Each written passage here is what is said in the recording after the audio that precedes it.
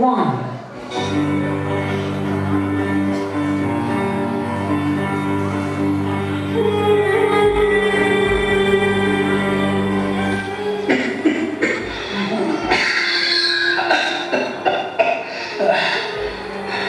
ఏమిటండి మీరు ఇక్కడికి కొత్తగా వచ్చారా? నీళ్లు తాగండి. నా పేరు సుబ్రహ్మణ్యం. ఈ పేరేంటో? రామారావు అండి. ఇంతకీ మీరు ఇక్కడికి ఎలా వచ్చారో చెప్పలేదు సుమి. ఎలా వచ్చానా? అది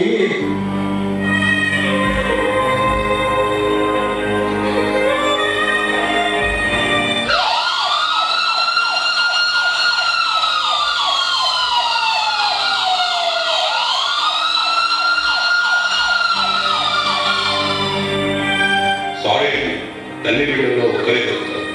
మా ప్రయత్నం మేము చేస్తాం. సారీ సార్, మీ భార్యని కాపాడలేకపోయింది. ఇదిగో మీ గౌరవం.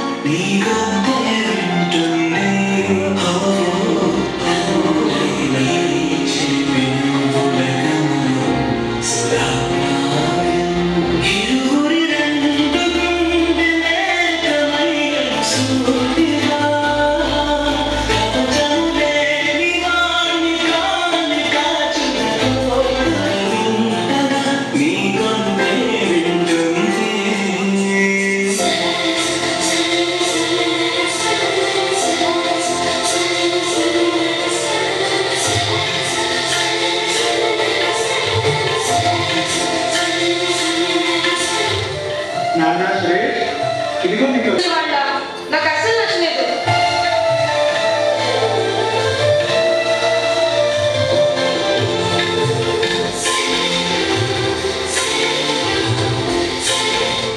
నాన్న, నాకు బైక్ కావాలి. నీకు బయట కొనే స్తోమత నాకు లేదు నాన్న. అంత స్తోమత లేనప్పుడు పిల్లానికి అనడం ఎందుకు? ఏదో పెద్ద మమ్మల్ని ఉద్దేశిస్తున్నట్టు బిడ్డ ఎందుకు? చిచ్చి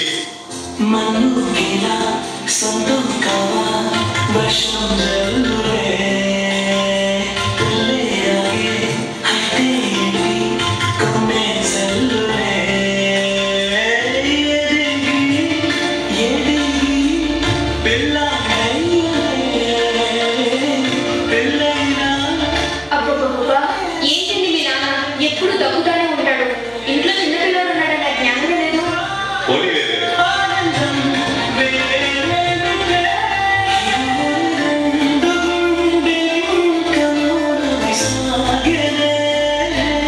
నేను ఆఫీస్కి వెళ్తాను, ఓకేనా?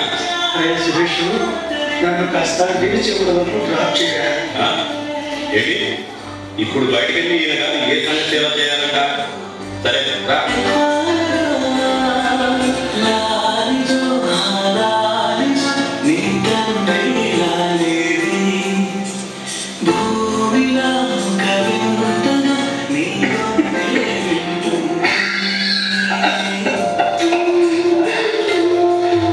మీకు కొంచెం కూడా బుద్ధి లేదు మావయ్య. పిల్లలకి ఏమన్నా అయితే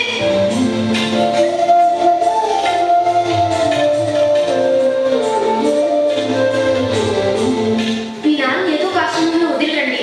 రోజు టార్చర్ అయిపోతుంది నాకు. సరే అలాగే చేద్దాం.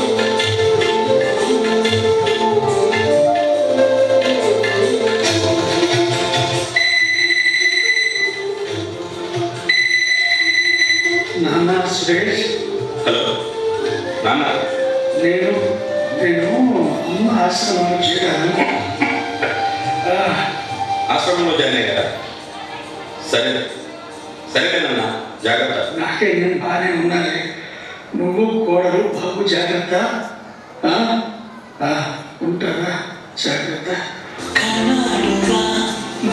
లక్ష్మి, నాన్న ఆశ్రమంలో జాయిన్ అయ్యాడంట. ఇక్కడ నీకు ఏ గొడవ ఉండదు. అమ్మయ్య, పేడ తిరగడైంది. ఇక నుంచి హ్యాపీగా ఉండొచ్చు.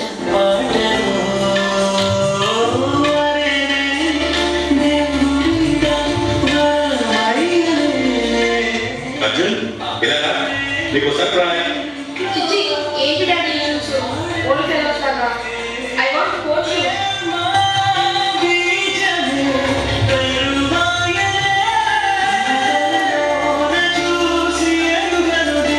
డాడ్ నాకు ట్యాబ్ కావాలి. స్కూల్లో అందరూ వాడుతున్నారు, నాకు ఒక్కడికే లేదు. I want tab.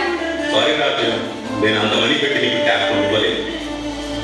అలాంటప్పుడు కాన్వెంట్ లో జాయిన్ చేయడం ఎందుకు? గవర్నమెంట్ స్కూల్లో జాయిన్ చేస్తే సరిపోతుందిగా. చిచ్చి నా ఫ్రెండ్స్ డాడ్స్ అందరూ చాలా మంచివాళ్ళు, ఏం అడిగినా కొనిస్తారు. నాకు మాత్రం ఏంటో దేవుడు ఇలాంటి డాడీ ఇచ్చాడు. రేపటి నుంచి నేను స్కూల్కి వెళ్ళు పో.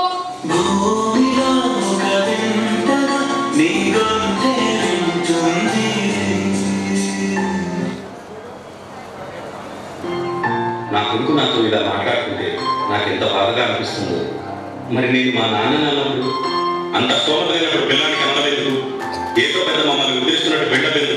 చిచ్చి, తను ఎలా ఫీల్ అయి ఉంటాడు? నేను తప్పు చేశాను నాన్న, ఐఎమ్ సారీ, నన్ను క్షమించు. ఏ కష్టం ఎదురొచ్చినా కన్నీరు ఎదిరించినా ఆనందం అనే ఉయ్యాలలో నడిపించిన నాలకు ప్రేమ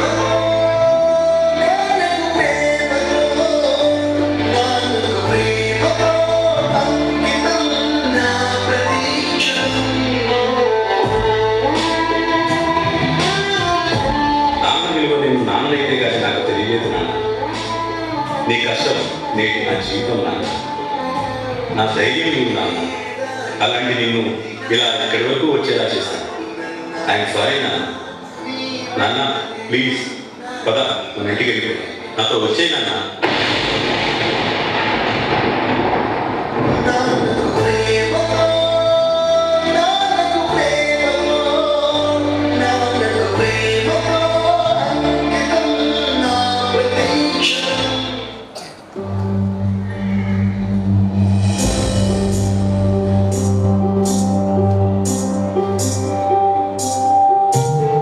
నీ కన్నులలో నేను నీ గుండెలలో అయినా ఎందుకు నా మాటతో నాను మాటకు అర్థమై ఉన్నది నీరు కరు నీడి నుండి దూరమై ప్రాణ కన్నీరు.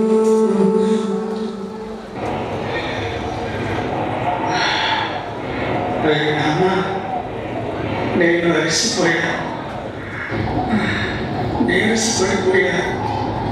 చిన్నప్పుడు నువ్వు అడిగిందే అడిగేవాడివి, అప్పుడు నేనేమి విసుక్కోలేదురా.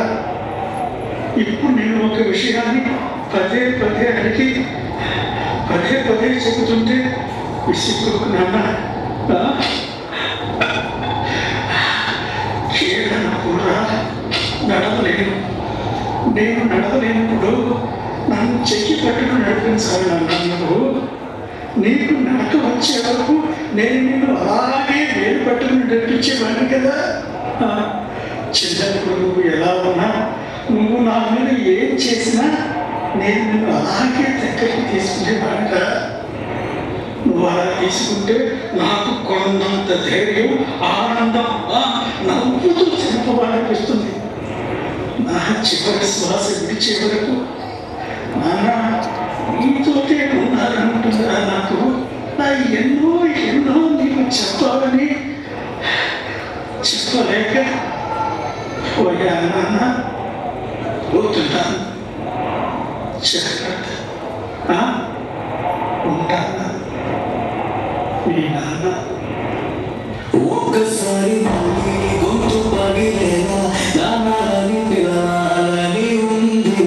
నా పగాలు అన్ని గుర్తుకొచ్చి మళ్ళీ ప్రాణంతో ఏదోలా ఉంది.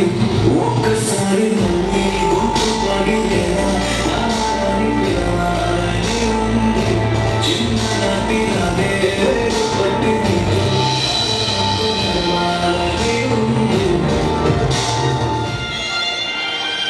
జీవితం అందరికీ తప్పులు దిద్దుకునే అవకాశం ఇస్తుంది. కానీ మనిషి దూరం అయ్యాక ఆ తప్పులు తెలుసుకునే లాభం లేదు. మనిషి ఉన్నప్పుడే మనిషి విలువను గుర్తించు.